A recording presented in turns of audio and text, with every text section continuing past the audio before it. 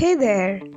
Let's start a series on JavaScript, the language that powers the web. Wait, can you guess this logo?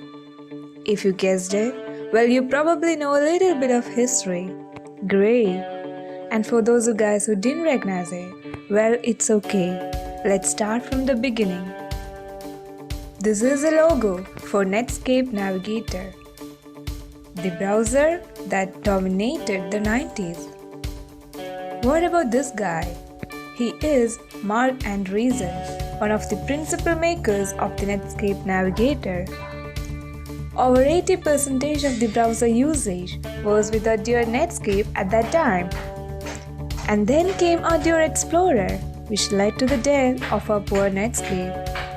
And finally came our Firefox, which had a lot of features of Netscape. So this was a little bit of history. Now you probably know him, right? He is a dear HTML. Back at that time, he was a real hero in our web world. But when working with him for a quite amount of time, they started realizing, who?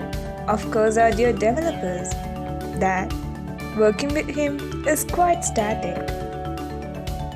So our developers, getting bored with our poor HTML, wanted to add functionalities in the website rather than the static web pages.